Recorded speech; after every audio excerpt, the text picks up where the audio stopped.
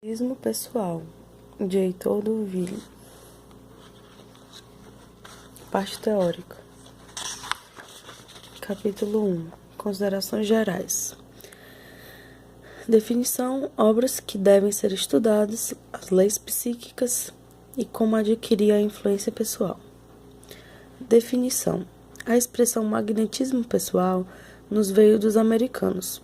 Magnetismo é uma influência natural ou adquirida que permite ao homem e à mulher atrair para si a consideração, o interesse, a simpatia, a confiança, a amizade e o amor de seus semelhantes.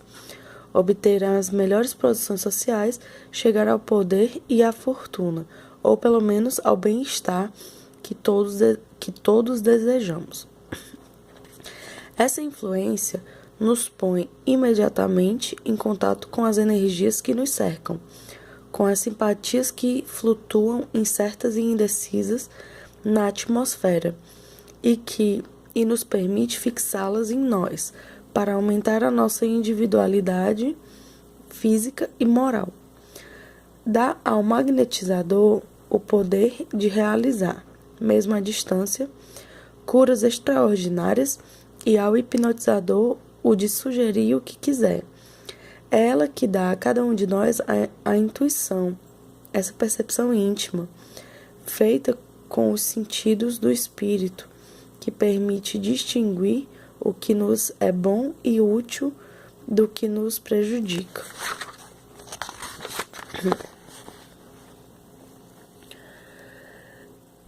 Obras que devem ser estudadas.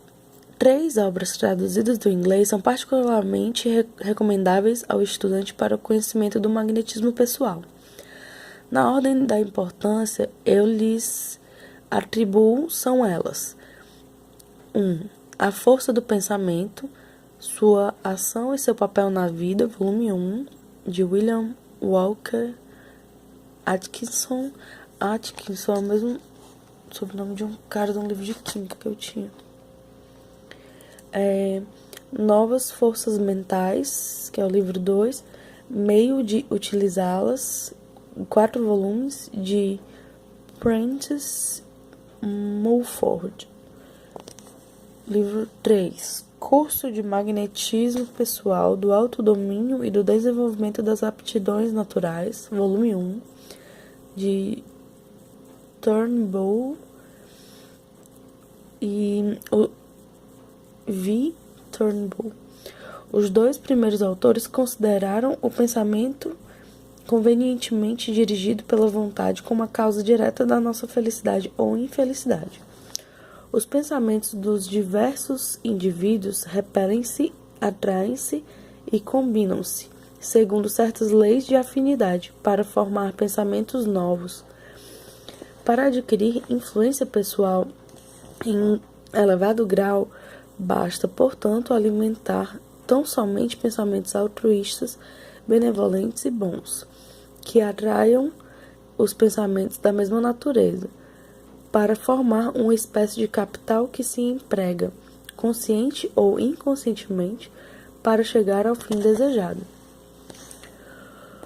O último atribui a influência pessoal a uma força mental que age como ímã ou eletricidade. Essa força manifesta-se na forma de correntes mentais, análogas às correntes elétricas, que vão quase que constantemente de um cérebro a outro, como a figura 1.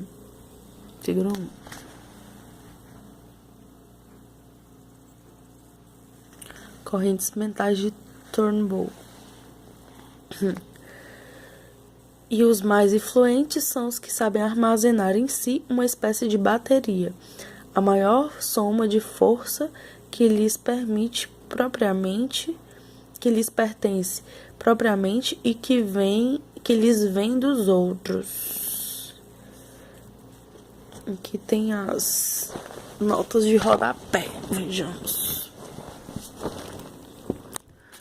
Para quem quiser ler, tá aqui.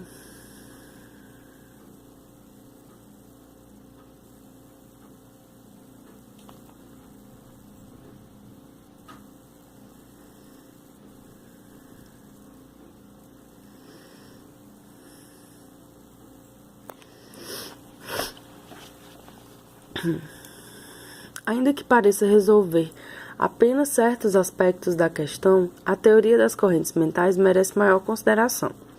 A influência do desejo, do pensamento e da vontade era conhecida pelos antigos. As obras bíblicas estão cheias de exemplos empolgantes da natureza que só cumpre separar da crença na intervenção divina para que se mostrem em toda a sua simplicidade. Preocupando-se com o problema das faculdades da alma, Avicena, Roger Bacon, C. Agrippa, Paracelso, Van Helmont e outros analisaram-na em seus escritos, mas, para não recomendar aqui senão obras modernas que se possam estudar com interesse, citarei apenas, segundo a importância que lhes atribuo, as seguintes.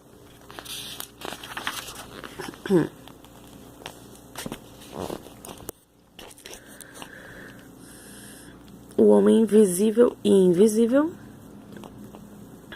de Leadbeater, Dogma e Ritual da Alta Magia, volume 1, de Eliphas Levi, Tratado Metódico de Ciências Ocultas, volume 1, de Papus. A obra de Leadbeater, não sei como se pronuncia isso, especialmente a teosófica, apesar de seu valor, é um tanto abstrata para aqueles que ensaiam os seus primeiros passos num terreno tão complicado como o do estudo dos poderes do homem.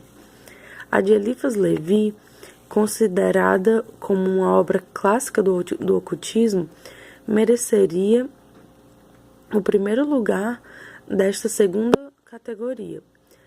Se as grandes verdades que contém relativas ao pensamento e à vontade não fossem veladas pelas fórmulas mágicas que as tornam incompreensíveis aos não iniciados na linguagem. De novo, a de Eliphas Levi, considerada como obra clássica do ocultismo, mereceria o primeiro lugar dessa segunda categoria, se as grandes verdades que contém relativas ao pensamento e à vontade não fossem veladas pelas fórmulas mágicas que as tornam incompreensíveis aos não iniciados na linguagem dos ocultistas.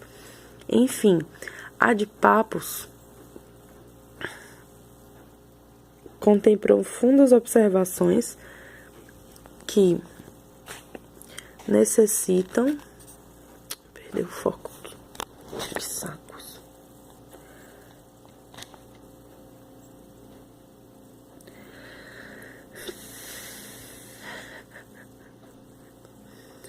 Enfim, a de Papus contém profundas observações que necessitam igualmente ser desembaraçadas de uma série de fórmulas que considero inúteis. As leis psíquicas. No mundo físico, a harmonia estuda as leis dos contrários. Os efeitos do ímã e da eletricidade constituem o tipo mais aparente da aplicação dessa lei. Os polos ou fluidos de mesmo nome se repelem. Os polos ou fluidos de nomes contrários se atraem. Dá-se o mesmo com o magnetismo humano, que não é senão uma propriedade, um movimento da matéria. As leis psíquicas são inversas. Os semelhantes se atraem e os contrários se repelem. Essas leis podem ser formuladas assim. Os pensamentos e as ações da mesma natureza atraem-se e fazem nascer ou aumentar a consideração, a simpatia, a confiança e o amor que os indivíduos são suscetíveis de sentir uns pelos outros. Os pensamentos e as ações de naturezas opostas repelem-se e geram a antipatia, a desconfiança e o ódio. Tem nota de rodapé aqui. Quem quiser ler, fica à vontade.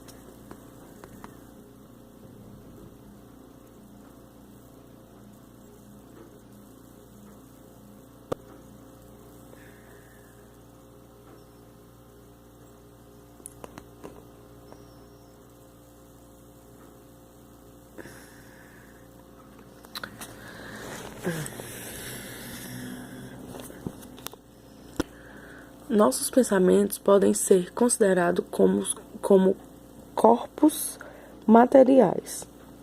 E como tais, além das leis físico-psíquicas, estão ainda submetidos às leis químicas análogas às que presidem a composição e decomposição dos corpos que caem sobre os nossos sentidos.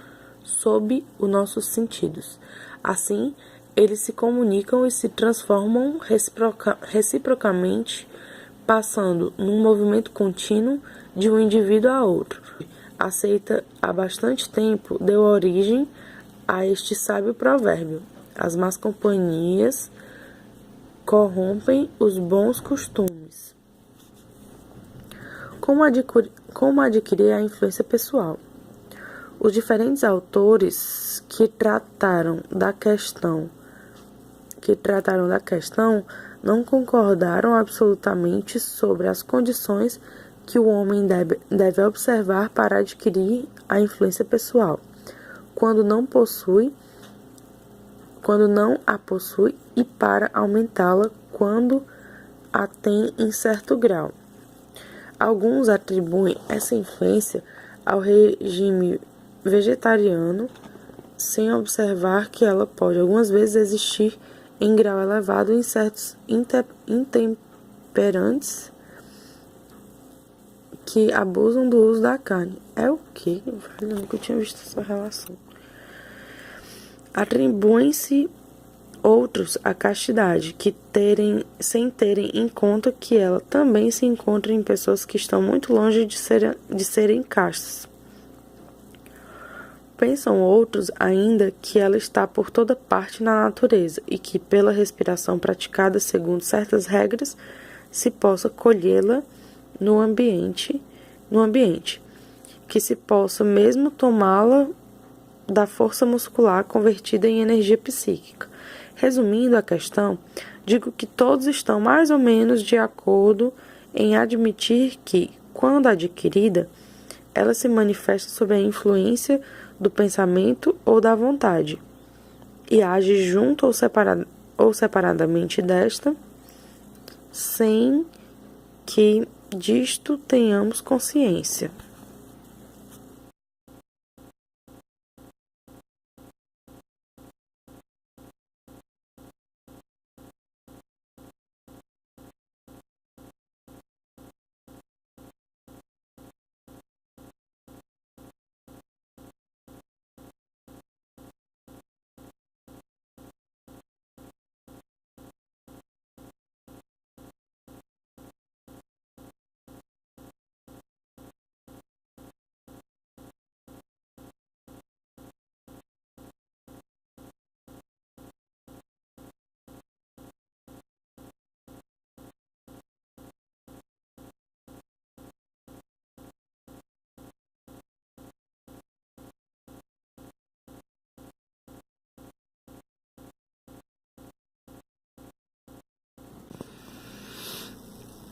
Há em todas essas teorias muita verdade, mas nenhuma delas a contém inteiramente. A higiene alimentar desempenha certamente um papel considerável na conservação da nossa saúde física e moral. O fato de se não desperdiçarem as forças nos deleites sensuais, muito frequentes, desempenha igualmente papel importantíssimo. Por meio de exercícios corporais inteligentemente executados, as forças físicas desenvolvem-se, concorrendo grandemente para esse desenvolvimento a ginástica respiratória. Mas tomemos em consideração o seguinte: todos nós possuímos ou estamos dispostos a adquirir influência pessoal. Tem naturalmente bem desenvolvida os que impõem e prosperam em tudo. Em alguns, acha-se ela em estado latente, mais ou menos pronta para ser desenvolvida. Para efetuar esse desenvolvimento, diríamos que todos os meios físicos ensinados pela higiene são excelentes,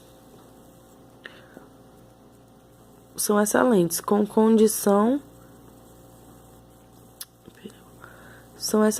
condição de que se procure ao mesmo tempo desenvolver regularmente as funções do pensamento e o exercício da vontade de dominá-la completamente. Saiba que nada se perde, que nada é indiferente na vida e que nossos pensamentos aparentemente mais simples influem sobre nós e sobre os que nos rodeiam, contribuindo assim, de certa maneira, para nossa felicidade ou infelicidade.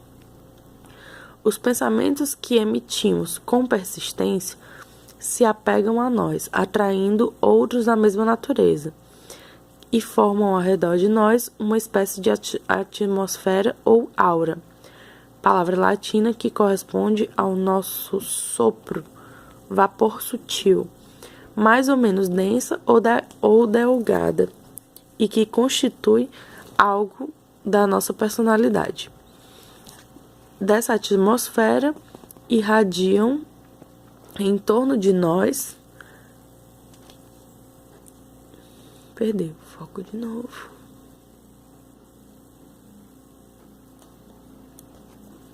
Irradiam em torno de nós prolongamentos que podem ser comparados como o que foram pelo autor de Magnetismo Pessoal, as correntes elétricas,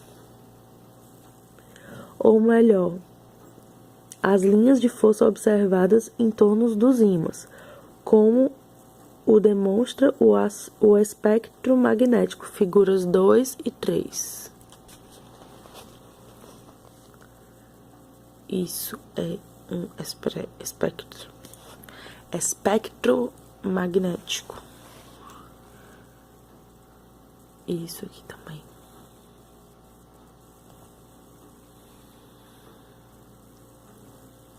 Isso aqui seriam 2 ímãs. Isso aqui seriam as cargas magnéticas, né? Se deslocando entre eles. Assim, se emitimos pensamentos de bondade e benevolência, atraímos de fora pensamentos análogos e ganhamos, ao mesmo tempo, a confiança e a simpatia dos que são bons e benevolentes, ao passo que, se não, pensamentos, senão em perseguição, ódio, vingança, ciúme, atraímos, sem dúvida, pensamentos dessa natureza, que vêm alimentar e mesmo adensar a nossa aura. Por outro lado, afastando de nós as pessoas que nos poderiam ser úteis, atraímos os maníacos, os atormentados, os ciumentos, os maus e rabugentos, o que justifica amplamente o provérbio: os que são semelhantes se juntam. É assim que somos simpáticos e antipáticos, que nos tornamos felizes ou infelizes, que fazemos girar a roda da fortuna em nosso favor ou contra nós. Em resumo, que fazemos o nosso próprio destino. Pedi e recebereis. Batei e abrir-se-vos-á, diz o Evangelho. Estas afirmações são absolutamente exatas, se interpretadas assim. Ponha-se nas condições requeridas, isto é, na possibilidade de obter o que você pede e deseje obtê-lo como algo que lhe é devido. E pode ter certeza absoluta de que, se isso não prejudica em nada a consideração e interesse dos seus semelhantes, você obterá. Se não, tudo o que pediu, ao menos uma quantidade proporcional, a sinceridade do seu pedido e a soma de vontade que tiver empregado para obtê-lo. De novo. Ponha-se nas condições requeridas, isto é, na possibilidade de obter o que você pede e deseja obtê-lo como algo que lhe é devido. E pode ter certeza absoluta de que, se isso não prejudica em nada a consideração e interesse dos seus semelhantes, você obterá. Se não tudo o que pediu, ao menos uma quantidade proporcional à sinceridade do seu apelo e à soma de vontade que tiver empregado para obtê-lo. A única dificuldade está em querer com energia persistente e perseverança. A vontade, sobretudo, quando auxiliada pela fé, é a virtude principal. É a força mais considerável que temos à nossa disposição, e é nela que repousa o único fundamento dos milagres da magia antiga. Não é uma vontade superior que nos concede o que pedimos, mas poder-se-ia dizer que a coisa almejada estava ali, a certa distância, à disposição daquele que quisesse tomar. É o que explica a eficácia real da prece. Quando esta é verdadeiramente sincera, possui propriedades suficientes para atrair ao que crê uma soma maior ou menor de considerações de satisfação e mesmo de vantagens materiais. De fato, parece evidente que quando um católico ora com fervor a Santo Antônio de Pádua, por exemplo, para achar um objeto perdido, achava que era muitas vezes encontra imediatamente esse objeto. Cadê o foco? Encontra imediatamente esse objeto quando perde o foco de novo. Que saco.